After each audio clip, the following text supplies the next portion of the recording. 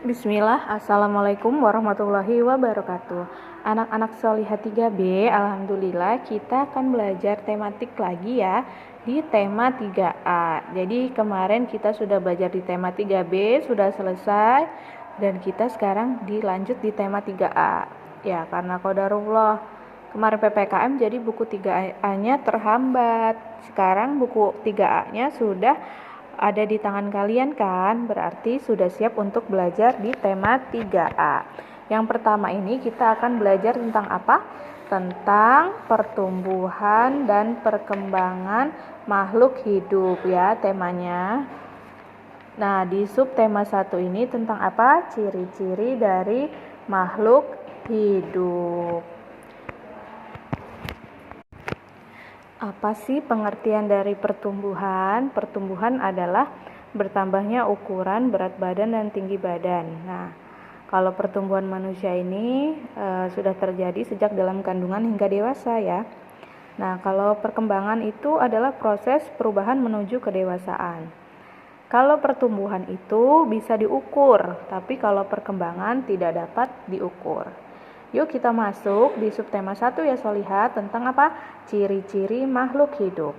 Ya, makhluk hidup itu apa aja ya? Makhluk hidup itu ya ada manusia, hewan, tumbuhan, ya kan?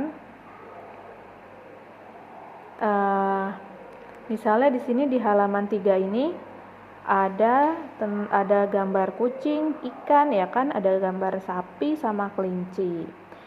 Bacaannya di sini yaitu Nina memelihara kucing dan ikan hias di rumahnya. Kedua hewan tersebut punya ciri-ciri sebagai berikut. Kucing hidupnya di darat, bernafasnya dengan paru-paru, kemudian dapat bergerak dengan kakinya. Kakinya jumlahnya berapa? Jumlahnya 4. Kemudian kucing juga suka makan ikan. Kucing juga dapat bersuara, bunyinya meong. Kalau ikan hewan air ya, dia nggak bisa hidup di darat. Ikan napasnya dengan insang. Ikan juga geraknya menggunakan sirip yang ada di samping tubuhnya. Gitu ya Solihah. Tahukah kamu apa persamaan dari kedua hewan tersebut? Ya, kucing dan ikan merupakan makhluk hidup ciptaan Tuhan. Kucing dan ikan sama-sama dapat apa? Dapat bergerak, bernapas, dan memerlukan makan untuk bertahan hidup. Kalau kelinci sama sapi, bagaimana ciri-cirinya? Kalau kelinci apa? Telinganya panjang. Bergeraknya dengan cara melompat. Makannya sayur-sayuran. Hidupnya di darat. Kalau sapi, kakinya 4, menghasilkan susu, makannya rumput, terkadang ada tanduk di kepalanya. Bernafas juga ya Solihah, makhluk hidup tuh pasti bernafas. Sekarang kalian buka lagi di halaman 8 ya. Di halaman 8 ini di bagian Ayo Membaca ada sebuah cerita. Tony melihat seekor burung terbang rendah. Burung itu kemudian hinggap di ranting pohon di samping rumahnya. Ternyata burung itu membuat sarang di sana. Di dalam sarang ada beberapa anak burung yang baru menetas. Sang burung kemudian memberi makan anak-anaknya. Burung juga termasuk apa? Makhluk hidup. Dia dapat bergerak dengan cara apa? Dengan cara terbang untuk mencari makanan dan menghindari musuhnya. Di sini ada gambar gajah. Gajah bergeraknya dengan apa? Berjalan. Kalau ikan dengan apa? Dengan cara berenang. Kupu-kupu dengan cara terbang. Tumbuhan juga makhluk hidup, namun tumbuhan tidak bergerak berpindah tempat seperti hewan. Tapi geraknya apa? Geraknya misalnya dia mencari cahaya matahari, jadi dia tumbuh. Batangnya tumbuh ke arah cahaya matahari. Akar tumbuhan bergerak tumbuh ke dalam tanah untuk apa? Untuk mencari sari-sari makanan. Lihat di halaman selanjutnya ya nak, di halaman 9. Makhluk hidup juga bernapas. Bernapas artinya menghirup dan menghembuskan udara. Alat pernapasan makhluk hidup juga berbeda-beda. Kita manusia, kucing, ayam itu nafasnya dengan paru-paru. Ikan bernapasnya dengan insang. Kalau belalang dia bernapasnya dengan trakea. Apakah tumbuhan juga bernapas? Ya, tumbuhan juga bernapas. Tumbuhan bernapas melalui lubang kecil di daunnya. Lubang tersebut disebut stomata. Jadi dia menyerap karbon dioksida, menghasilkannya oksigen. Kalau manusia dan hewan lainnya yang bernapas dengan paru-paru itu menyerapnya oksigen, mengeluarkannya karbon dioksida. Jadi kita gantian nih sama tumbuhan ya. Nah, makhluk hidup mengalami pertumbuhan. Ketika kamu masih bayi, tubuhmu tidak sebesar sekarang, ya kan? Tubuhmu tentu lebih tinggi dan lebih besar sekarang kan? Anak ayam juga tumbuh semakin besar.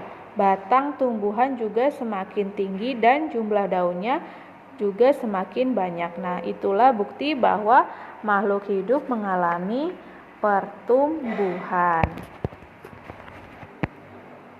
Nah, selain tumbuh, makhluk hidup juga berkembang biak. Cara berkembang biaknya juga beda-beda ya. Ada yang hewannya melahirkan, bertelur, ya kan? Ayam bertelur, sapi melahirkan. Gitu ya Solihah ya.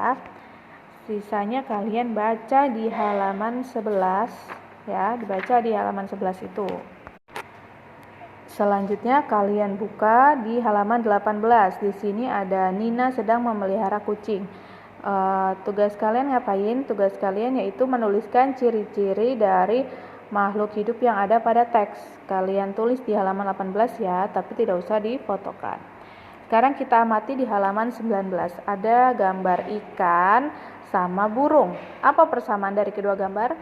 Ya, sama-sama makhluk hidup, sama-sama bernafas, sama-sama membutuhkan makanan. Apa perbedaannya? Perbedaannya yaitu ikan berenang, burung terbang, ya kan? Bergeraknya ya. Ciri-cirinya bagaimana? Bernafas dengan insang kalau ikan, kalau burung bernafas dengan paru-paru. Ikan mempunyai sirip, sedangkan burung mempunyai sayap. Selanjutnya masih di muatan bahasa Indonesia, kalian buka bukunya halaman 24 ya Solihah. Di situ ada dua tanaman ya di gambar paling atas, yang satu pertumbuhannya baik, yang satu tidak ya. Karena apa? Apa yang mempengaruhi? Biasanya pupuk. Kalau yang kering berarti dia tidak diberi pupuk, tidak disiram dengan teratur. Tanaman pun sama dengan kita ya, membutuhkan makanan ya kan. Jadi makanya dari mana? Dari pupuk bisa, dari unsur-unsur zat hara dari tanah. Jangan lupa disiram juga ya Solihah. Nah, di sini juga ada ciri-ciri makhluk hidup yang lainnya, yaitu membutuhkan makanan. Makhluk hidup membutuhkan makanan untuk apa? Bertahan hidup.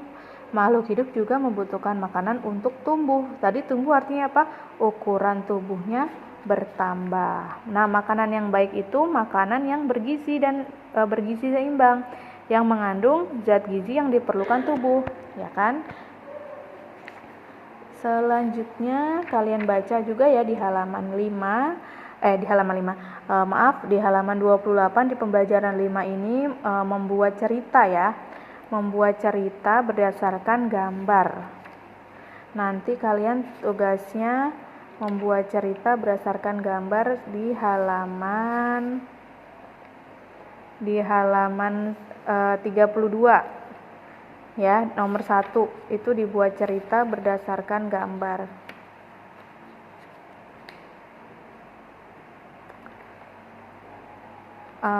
Selanjutnya di pembelajaran 6 juga dibaca saja ya Solihah. Tugasnya jadi tadi membuat cerita ya kan, membuat cerita berdasarkan gambar di halaman 32 nomor 1, sama kalian tuliskan pengertian pertumbuhan dan perkembangan serta ciri-ciri makhluk hidup di buku tulis kalian. Jadi tugasnya 2 ya, membuat cerita sama menuliskan pengertian pertumbuhan dan perkembangan serta ciri-ciri makhluk hidup yang sudah dibahas tadi ya. Boleh dari sumber referensi lain boleh ditambahkan. Cukup sekian ya materi untuk bahasa Indonesia kali ini. Semoga apa yang kita pelajari bisa bermanfaat. Jangan lupa difotokan ya tugasnya ya. Ustazah tunggu hasilnya. Wassalamualaikum warahmatullahi wabarakatuh.